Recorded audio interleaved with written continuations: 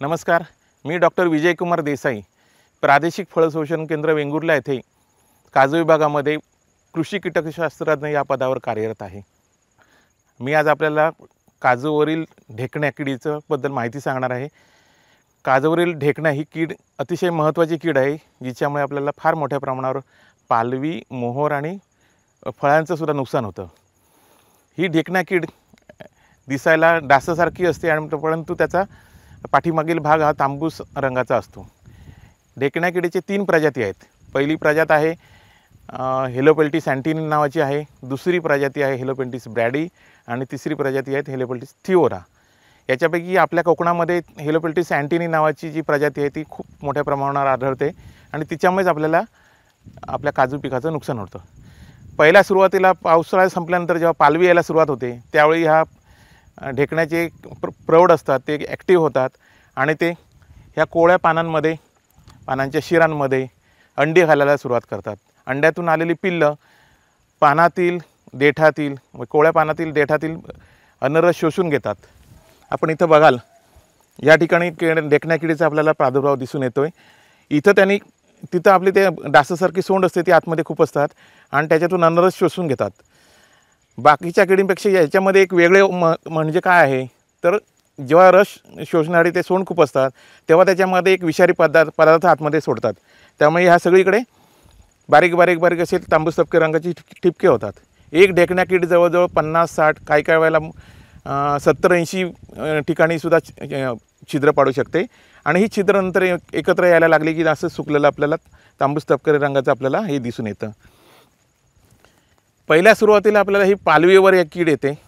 दुसऱ्या सुरुवातीला next generation आहे ते तुमचं मोहरावर येतं। मोहर सुरू झाला की बघा इथं आपल्याला दिसतंय मोहर, हे पालवीच्या इथं पण दिसतंय। मोहर सुरू झाल्यावर मोहरावर सुद्धा कीड येते आणि तिसरी स्टेज म्हणजे आपल्याला जेव्हा नवीन फळं लागायला सुरुवात होतं, म्हणजे आपल्या मालवण इकडे भाषेत फकं म्हणतो आपण, मालवणी भाषेमध्ये ती फकं म्हणतो, त्या फकं पडायला तांबूस तपकी रंगाची फळं यायला सुरुवात झाली की त्यावेळी आपल्याला या किडीचा प्रादुर्भाव होतो। पानांवर जेव्हा कोवळी पालवी असते तेव्हा ती पूर्णपणे ते पालवीतून अन्नरस शोषून घेतल्यामुळे पालवी पूर्णपणे सुकते। बऱ्याचशा वेळेला आपल्याला सुकलेली दिसते ती पूर्ण। आणि जर तुम्ही ढेकण्या किडीचा प्रादुर्भाव फार मोठ्या प्रमाणावर असेल तर आपल्याला लांबून जरी बघितलं तरी सगळी पालवी नवीन आलेले वरचे शेंडे आहेत तसे सुकलेले दिसतात। ते सुकलेले शेंडे लांबून जरी आपल्याला दिसले की आपण लक्षात घ्यायचे आपल्याकडे ढेकण्या किडीचा प्रादुर्भाव होऊन गेलेला आहे। शेतकरी बांधव आपले काय करतात, उशिरा आपली फवारणी करतात। तर माझी शेतकरी बांधवांना विनंती राहील की पहिली फवारणी या किडीच्या नियंत्रणासाठी महत्त्वाची आहे, जेणेकरून हे सुरुवातीचे जे ढेकणं आहे त्यांचं आपण नियंत्रण करणं जास्त गरजेचं आहे। त्यामुळे पहिली फवारणी जरा पालवी फुटायला सुरुवात झाल्यावर आपली पहिली फवारणी करणं आवश्यक आहे। पहिली फवारणी कोणती करायची आहे तर लॅम्बडा सायलोथ्रिन 10 लिटर पाण्यामध्ये 6 मिली औषध घ्यायचं आहे आणि त्याची फवारणी करायची आहे। शक्यतो सकाळच्या वेळी किंवा संध्याकाळच्या वेळी करायची, जेणेकरून ढेकण्या किडीचा मोठ्या प्रमाणावर आपल्याला नायनाट करता येईल। दुसरं म्हणजे जेव्हा मोहर फुटायला सुरुवात होते त्यावेळी आपल्याला ह्या ढेकण्या किडीचा प्रादुर्भाव पुन्हा म्हणजे कोवळी भाग येतो पुन्हा, त्यावेळी आपल्याला प्रादुर्भाव सुरुवात होतो। त्यावेळी आपल्याला दुसरी फवारणी करायची आहे प्रोफेनोफॉस 10 लिटर पाण्यामध्ये 10 मिली औषध घेऊन।